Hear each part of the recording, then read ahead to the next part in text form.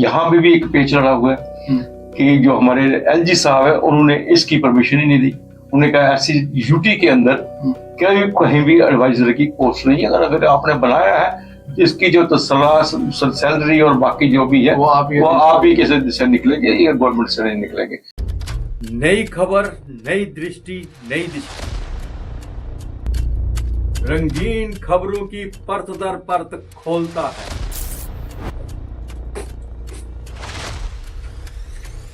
खुला बयान करता है पीछे की कहानी।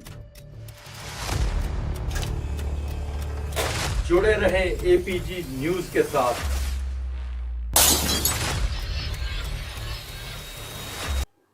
नमस्कार, आप देख रहे हैं 8 PM और मेरा नाम है रोहन चौधरी। पूरे देश भर में बाई इलेक्शंस अनाउंस कर दी गई हैं, लेकिन क्या जम्मू कश्मीर में हो रही हैं? जी नहीं। पूरे देश भर में राज्यसभा के सांसद चुने जा रहे हैं, लेकिन क्या जम्मू कश्मीर में भी ऐसा हो रहा है? जी नहीं। पूरे भारतवर्ष में जम्मू कश्मीर एक ऐसी यूटी है जहां पे राज्यसभा मेंबर्स की अभी तक रिप्रेजेंटेशन नहीं है। पूरी राज्यसभा में जम्मू कश्मीर का खट्टाना साहब के सिवाय आपको कोई भी राज्यसभा सांसद नहीं मिलेगा। हाल ही में इलेक्शन हुई है। हाल ही में हमने ये भी देखा कि 2 सीटें खाली हुई हैं। एक नगरोटा की सीट जहां पे देवेंद्र सिंह राणा विधायक चुने गए थे और उनका स्वर्गवास हो गया था।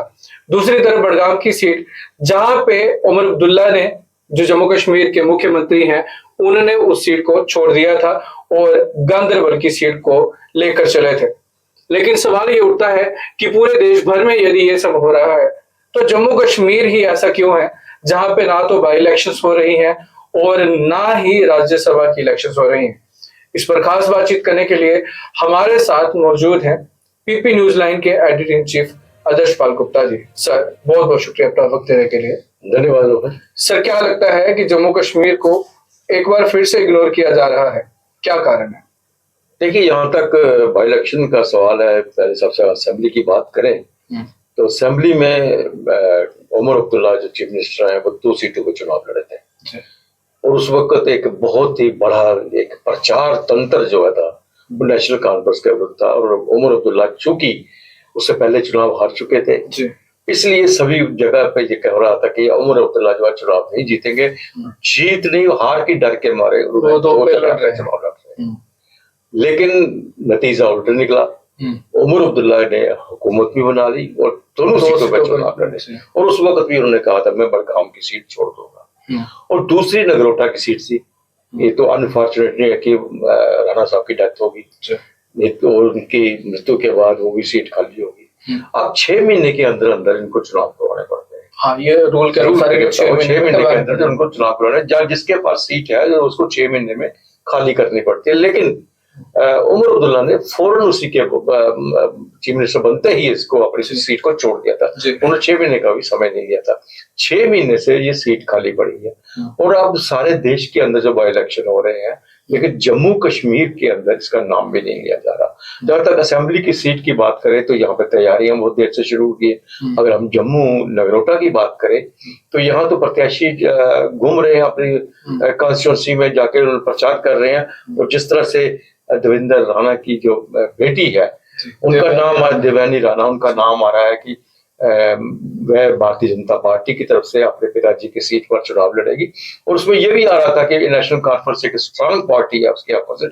उन्होंने कहा था कि अगर उनकी बेटी चुनाव लड़ेगी तो नेशनल कॉन्फ्रेंस का कोई भी कैंडिडेट उनके सामने खड़ा नहीं होगा। हो सकता है वो बिना चुनाव लड़ेगी। संभावना है जो उनकी डेथ के बाद सीएम एक बहुत बड़ा उस वक्त एक सिंपैथी की लहर थी और सबके दिलों में था कि एक जम्मू का बहुत बड़ा नेता उनकी अचानक मृत्यु होगी और जिन्हें बड़े अच्छे वोट लेके जीता था, जिनके साथ पूरी कॉन्स्टिट्यूंसी थी, तो एक हमदर्दी थी इतनी ज्यादा थी। लेकिन समय जो बीतता जाता ना, कहते हैं वो चीजें पीछे पड़ती जाती हैं।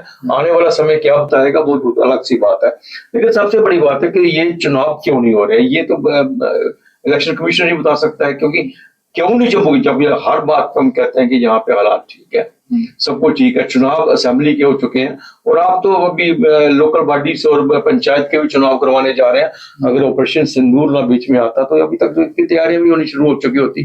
बड़गांव की बात करें तो वहां पे जो इनके एडवाइजर है नासर वाले, उनका नाम वहां पे चल रहा है, क्योंकि ये पहले भी चाहते थे नासिर वानी को एक अच्छी पोजीशन देना। नासिर वानी अगर चुनाव जीतते तो मंत्री बनाना था उनको, लेकिन इनके पास एडवाइजर एक मंत्री की पोस्ट ही है, भी इक्वल टू द एक कैबिनेट मिनिस्टर के बराबर ही है। लेकिन यहाँ पे भी एक पेच लड़ा हुआ है कि जो हमारे एलजी साहब है उन्होंने इसकी परमिशन ही नहीं दी। उन्होंने कहा ऐसी यूटी के अंदर कहीं भी एडवाइजर की पोस्ट नहीं है, अगर आपने बनाया है इसकी जो सैलरी और बाकी जो भी है वो आप ही के से निकलेंगे, ये गवर्नमेंट से नहीं निकलेंगे। तो ये भी एक मामला अटका हुआ है। हालांकि इससे पहले भी जब स्टेट गवर्नमेंट थी, जितने भी एडवाइजर्स बने थे उन सबको गवर्नमेंट की तरफ से दिया जाता था हर फैसिलिटीज, वैसे ही जैसे कि मिनिस्टर को दी जाती है वो सारी फैसिलिटीज उनको दी जाती है। नगरोटा में भी तैयारियां शुरू हैं, बाकी के कैंडिडेट, नेशनल कॉन्फ्रेंस का कैंडिडेट तो है मैदान में के अंदर, इसमें कोई शक नहीं है। लेकिन उस वक्त जो बात थी, जिस वक्त उमर अब्दुल्ला ने जो बात कही थी या फारूक अब्दुल्ला ने कही थी, लेकिन अब उसमें से फर्क आता जाएगा। हो सकता है कि अब इनके मुकाबले में कैंडिडेट खड़ा किया जाए। राज्यसभा की हमारे पास 4 सीटें खाली पड़ी हुई है। और कहीं ना कहीं सर मैं फिर से उसी बात पे आता हूँ, आपने बड़गाम सीट की बात की और कहीं ना कहीं अटकलें ये भी लगाई जा रही हैं कि उमर अब्दुल्ला अपने बड़े बेटे को वहां से चुनाव लड़वा सकते हैं। बिल्कुल सही कहा आपने, ये भी अटकलें लगाई जा रही है, लेकिन वहां की जो स्थिति है वहां पे शिया सबसे ज्यादा है वोटर है, और उसपे आगा सही है जो हमारे नेशनल कॉन्फ्रेंस के एमपी हैं, जिनकी टग ऑफ वार भी बीच बीच में चलती रहती है, कुछ ना कुछ आपस में चलता रहता है इनका, उनका बहुत बड़ा प्रभाव है जी। वो डिपेंड करता है कि ये क्या किसी शिया मुसलमान को भी वहां से सीट दिलवाना चाहेंगे या उमर अब्दुल्ला के बड़े बेटे को वहां पे दिलवाना चाहेंगे, ये इनके ऊपर डिपेंड करता है। इसका इनकी फरमाइश के बगैर, इनकी सजेशन के बगैर वहां पे किसी को भी टिकट देंगे वो जीत नहीं पाएंगे, इसलिए इनको इग्नोर करना बड़ा मुश्किल हो सकता है। अपने कॉन्फिडेंस में लेके है, दोनों के चांसेस हैं, दोनों के चांसेस। यहाँ पे हम कहें कि उसका बेटा भी चुनाव लड़ सकता है और ये एडवाइजर भी चुनाव लड़ सकता है। और एक और वहां पे पीडीपी ने बड़ा अच्छा दांव खेला है। पीडीपी ने आगा सैयदुल्लाह के ही रिश्तेदार आगा मुंतजिर को सीट देने का ऐलान किया है। लेकिन बड़ी बात क्या है, दोनों शिया हैं, आगा सैयदुल्लाह भी, वो भी आगा सैयदुल्लाह के भाई ही लगते हैं, कजिन हैं, और दोनों को उस समय बताया जाता है कि पीरों की जगह है उनकी अपनी, उनको काइंड ऑफ ऐसे धर्म गुरु माना जाता है। बिल्कुल। तो ऐसे में आपको लगता है कि वहां पे खास कंपटीशन रहने वाला है? बिल्कुल, अगर ऐसी सिचुएशन बनती है, लेकिन एक बात है कि लोग इनको मानते हैं, बहुत मानते हैं, बिल्कुल मानते हैं। इससे पहले भी हमारे कुछ नेता हैं, और जो अनंतनाग के मियां अल्ताफ है, उनके पिताजी, उनके दादाजी, उन सबको लोग बहुत मानते थे। यहाँ पे जो नेशनल कॉन्फ्रेंस कांग्रेस के भी रहे एक हमारे नेता, उनको भी बहुत मानते थे। ये शिया जो है उनका बहुत इनके ऊपर एक धर्म प्रचारक इनको समझते हैं, गुरु समझते हैं, इनके आगे नम मस्तक होते हैं। लेकिन ये अगर दोनों एक ही वो भी एक ही फैमिली के, एक ही परिवार से दोनों आ जाएंगे तो वहां फिर मुश्किल पैदा हो जाएगी। मुझे नहीं लगता कि नेशनल कॉन्फ्रेंस ऐसी ही कुछ चीज आने दे। पीडीपी का अपना प्रभाव जो है वो बहुत कम हो गया है वहां पे, और पीडीपी जो है ये इन्हीं शर्तों पे, इन्हीं दाव पेच के बीच में लगी हुई है कि कहीं शिया और सुन्नी की आपस में करवा के, रिश्तेदार की आपस में करवा के शायद कोई उनका कैंडिडेट जीत जाए। लेकिन मुझे नहीं लग रहा कि उसमें कोई ऐसी बात होगी, क्योंकि ये कुछ भी हो, नेशनल कॉन्फ्रेंस जो है अपना घर अंदर से किसी ना किसी तरीके से मजबूत कर ही लेती है। तो नगरोटा के बारे में भी ओपन पड़ा हुआ है अभी। लेकिन एक ही बात यह है कि भारतीय जनता पार्टी ने अगर उनकी बेटी को टिकट नहीं दी, किसी और को टिकट दी, तो मुकाबला यहाँ टफ हो जाएगा। की तरफ से काकू बताया जा रहा है जो फिर से इलेक्शन लड़ सकते हैं, वो भी है। उसके साथ साथ आप कांग्रेस के भी है, क्योंकि इनमें अब बहुत सा इलाका जो है ना, वो जम्मू का ईस्ट का इलाका उसमें मिल चुका है, जो पुरानी ईस्ट होती थी उनका इलाका मिला हुआ है। तो फिर एक टफ कंपटीशन हो जाता है। अगर उनकी बेटी आती है फिर उनके साथ एक फैक्टर भी होगा, और मुझे हो सकता है नेशनल कॉन्फ्रेंस आज भी अपनी बात पे अड़ी रहे। तो राज्यसभा को लेकर क्या कहेंगे सर? राज्यसभा को लेकर भी अभी कुछ सीटों का अनाउंस किया है इलेक्शन कमीशन ने इसी महीने में, कुछ तमिलनाडु की कुछ सीटों, लेकिन जम्मू कश्मीर के बारे में कोई बात नहीं हो रही, क्योंकि 4 सीटें यहाँ पे खाली पड़ी है राज्यसभा की। अगर चुनाव होते हैं तो उनमें से एक सीट जो है भारतीय जनता पार्टी के पास चली जाती है। हाँ 29 और 28 सीट्स अभी 3 सीटें जो है वो नेशनल कॉन्फ्रेंस के पास जाती हैं, और हो सकता है कि अगर चुनाव होते हैं तो नेशनल कॉन्फ्रेंस में से एक सीट जो है कांग्रेस को भी दे सकती है। जो गठबंधन में ये दोनों आए हैं, गठबंधन चाहे हालांकि गठबंधन में सरकार तो नहीं बनी, गठबंधन नहीं है, पूर्णता नहीं है, लेकिन हमारी सपोर्ट मुझे लग रहा है कि नेशनल कॉन्फ्रेंस एक कांग्रेस को सीट दे सकती है।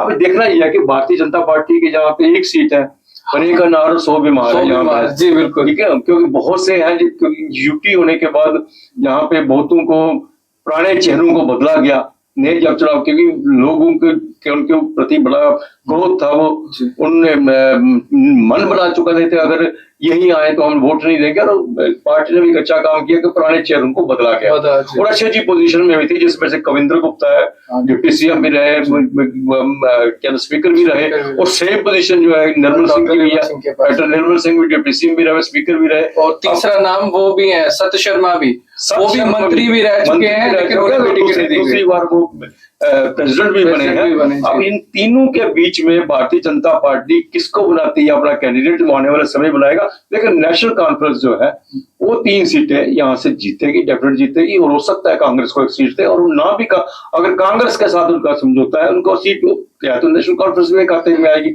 अगर कांग्रेस नहीं लेती है, तीनों सीटें जो है यहाँ से नेशनल कॉन्फ्रेंस को चल रही है। तो कहीं ना कहीं फारूक अब्दुल्ला की तो फारूक अब्दुल्ला के बाद नाम चल रहा है, क्योंकि उनकी तो जाहिर सी बात है राज्यसभा में वो राज्यसभा में जाएंगे और जम्मू कश्मीर को रिप्रेजेंट करेंगे वहां पे, तो उनका नाम तो पक्का ही है, बाकी 2 तो समय आने पर ही पता चलेगा। और बीजेपी ने तो वैसे बड़ा क्लियर फंडा रखा है, बीजेपी ने सत्य शर्मा को पहले ही हटा दिया, उनको बना दिया अध्यक्ष, तो बाद में रूल थोप दिया जाएगा भाजपा का, जो हमेशा से कहते हैं कि एक पद ही मिलेगा, एक व्यक्ति एक पद मिल गया है। अभी 2 पद खाली बैठे हैं, जिनमें से एक कविंद्र गुप्ता जो बड़ा चेहरा है, दूसरा नाम है डॉक्टर निर्मल सिंह, वो भी बड़ा चेहरा है, और ये अध्यक्ष भी रह चुके हैं अपने पुराने समय में। बिल्कुल। तो ऐसे में संभावना है कि शायद भाजपा इन दोनों में से जब देखते हैं हम देखते हैं तो कविंद्र गुप्ता का पलड़ा थोड़ा भारी लगता है इसमें, अगर हम दोनों की तरफ देखें, क्योंकि डॉक्टर निर्मल सिंह के ऊपर काफी आरोप लगाए जा रहे हैं, चाहे उनके मकान को लेके केस चला है, चाहे दूसरी बातों को लेके बात चली है, तो काफी वो आरोपों के घेरे में रहे हैं जब से वो डिप्टी सीएम बने थे उसके बाद रहे हैं। कविंद्र गुप्ता को एक जम्मू शहर का है और कुछ अर्बन वोट उसके साथ है, अर्बन कल को अगर लोकल बॉडी के चुनाव होते हैं तो वो वहां भी एक बहुत बड़ा एक प्ले कर सकते हैं। पंचायत इलेक्शन में, म्युनिसिपल कॉर्पोरेशन के इलेक्शन में खुद भी इलेक्शन म्युनिसिपल कॉर्पोरेशन जीता और मेयर भी रहे हैं कविंद्र गुप्ता, तो ये कविंद्र गुप्ता को का पाला जो है भारी नजर आ रहा है। लेकिन भारतीय जनता पार्टी का पता नहीं होता, जब तक ऊपर से संदेश आते हैं, यहाँ तो कुछ नहीं, यहाँ तो सब तैयार होके कई बार तो नए कपड़े सूट सलवा भी लेते हैं ओथ लेने के लिए, और बाद में ऊपर से मैसेज आता है वो सारे के सारे द्वारा अटैची में पैक हो जाते हैं, किसी नए के चेहरे को सामने आ जाता है। तो ये एक बहुत इंटरेस्टिंग होगा आने वाले दिनों में देखने के लिए। पहले सबसे बड़ी बात है कि अनाउंस होने चाहिए, ये तो इलेक्शन कमीशन को चाहिए कि जम्मू कश्मीर में भी चुनाव अनाउंस कर दे, कब तक 2 सीटें खाली पड़ी हुई उनको भी दे दिया जाए। जम्मू को एक रिप्रेजेंटेशन चाहिए, जम्मू का नगरोटा की एक बहुत बड़ा हमारे सामने के कॉन्स्टिट्यूंसी है, उसमें रिप्रेजेंटेशन नहीं है, होनी चाहिए। उमर अब्दुल्ला के लिए भी दिक्कत है, वो उसकी सीट अपनी खाली है, क्योंकि वो लोगों के साथ उन्होंने भी बहुत से वादे किए होंगे, हर जगह वो खुद नहीं पहुंच पाएगा। अगर वो दूसरी सीट खाली है तो उसको भी भरना है। और जम्मू कश्मीर के लोगों की निगाहें लगी हुई है कि राज्यसभा में भी हमारे जाए, राज्यसभा में इनका दबदबा होता था, जम्मू कश्मीर का दबदबा था, गुलाम नबी आजाद यहाँ के लीडर ऑफ द अपोजिशन होते थे वहां पे, तो एक बहुत बड़ा रोल निभाया है जम्मू कश्मीर के नेताओं ने। आने वाले दिनों में अगर चुनाव होते हैं तो एक बार फिर वो आगे आएंगे, लेकिन चुनाव होने चाहिए, चुनावों को देरी की जा रही है, ये तो इलेक्शन कमीशन ही बता सकते हैं। क्यों? जी हाँ, बड़ा सवाल ये है कि आखिर चुनाव होंगे कब। शुरुआत से लेकर जब से 2019 में धारा 370 का खात्मा हुआ है, लोग रिप्रेजेंटेशन के लिए तरसते रहे हैं। पहले तो एमएलए की इलेक्शन का वेट कर रहे थे कि कब असेंबली इलेक्शंस होंगी, उसके बाद 2024 में इतने सालों बाद चुनाव हुए हैं, उसके बाद एक और रिप्रेजेंटेशन है अर्बन लोकल बॉडी की कि वो चुनाव भी हो। अभी तक इंतजार है, अभी तक कोई संभावना नहीं है। लेकिन असेंबली चुनावों के साथ साथ ही 2 चुनाव एक साथ में आ जाते हैं, एक बाई इलेक्शन और दूसरा राज्यसभा के इलेक्शन। लेकिन यहां भी वही परिस्थिति बनी हुई है कि आखिर चुनाव होंगे कब। जम्मू कश्मीर इतना ऐतिहासिक तौर पे देखा जाए तो बहुत बड़ी रियासत थी जिसको तोड़ा गया। तोड़ने के बाद अभी ये अपने अस्तित्व के लिए जूझती हुई दिखाई दे रही है। ऐसे में ईसीआई और सेंटर की तरफ से क्या फैसला लिया जाएगा और कब फैसला लिया जाएगा जम्मू कश्मीर में आने वाले राज्यसभा और बाई इलेक्शंस को लेकर, वो समय आने वाले समय में ही पता चलेगा। पर जो भी अपडेट होगी हम आपके साथ जरूर साझा करेंगे। कल फिर से मिलते हैं 8 बजे। नमस्कार।